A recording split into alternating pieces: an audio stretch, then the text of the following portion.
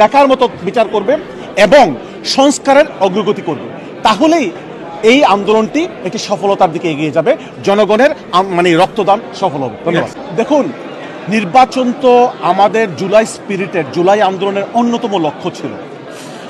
আমি মনে করি নির্বাচন যত দ্রুত সম্ভব হয়ে যাওয়া ততই ভালো, বাট প্রয়োজনীয় সংস্কারের একটি অগ্রগতি করে, বিচারের একটি অগ্রগতি করে, যদি বিচার এবং সংস্কারের অগ্রগতি না হয়, শুধুমাত্র যদি নির্বাচন হয়, তাহলে নতুন করে আবার ফেসিবাদ ফেরত আসতে পারে।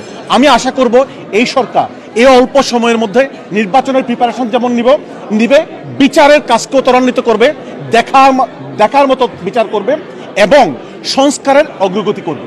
তাহলেই এই আন্দোলনটি একটি সফলতার দিকে এগিয়ে যাবে, জনগণের রক্তদান সফল হবে। ধন্যবাদ।